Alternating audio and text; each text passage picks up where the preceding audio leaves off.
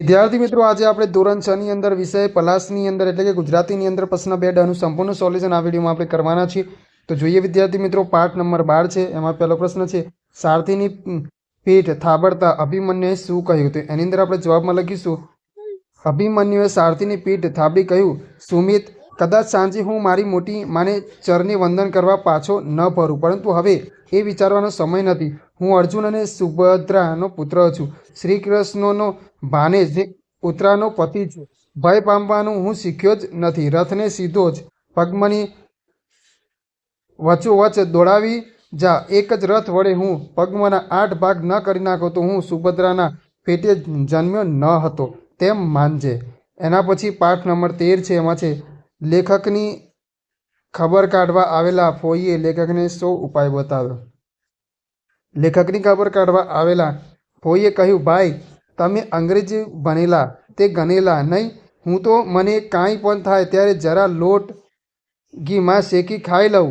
જો બદામ હોય તો થોડી નાખું, નહીં તો ઘી, ખાંડ ને લોટ તો ઘરમાં હોય જ. તાવ આવે, ઉધરસ થાય કે વા આવે, માથું દુખે કે સળેખમ થાય તો પણ મારો તો એ એક જ ઈલાજ છે. પાઠ નંબર 15 છે, સ્ત્રી ડૉક્ટરે આનંદીને ખોવાયેલા 2 રૂપિયા વિશે પૂછતા શું કહ્યું? તો સ્ત્રી ડૉક્ટરે આનંદીને ખોવાયેલા 2 રૂપિયા વિશે પૂછતા કહ્યું, આનંદી, પેલી મંગુબાઈ હમણાં આવીને કહેતી હતી કે એની 2 રૂપિયાની નોટ ખોવાઈ ગઈ છે. તને જડી છે? આનંદી, મંગુ બિચારી ગરીબ છે અને માંડ 2 રૂપિયા ઊભા કર્યા હતા. કોણ જાણે એ જુઠ્ઠું પણ બોલતી હોય.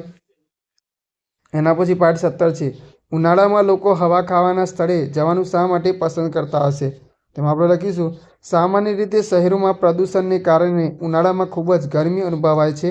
આ ઉપરાંત ધૂળ ધુમાડાવાળી હવા લેવાથી તેમનું સ્વાસ્થ્ય બગડે છે. હવા ખાવાના સ્થળે સ્વચ્છ, સારી, તાજગીસભર, શીતળ અને આરોગ્યપ્રદ હવાથી લોકોનું સ્વાસ્થ્ય સારું થાય છે. તેમને માનસિક શાંતિ અને શારીરિક આરામ મળે છે. આથી લોકો ઉનાળામાં હવા ખાવાના સ્થળે જવાનું પસંદ કરે છે. તો વિદ્યાર્થી મિત્રો, આગળ નવી વિડીયોમાં આપણે નવા પ્રશ્નો સાથે ફરીથી મળીશું.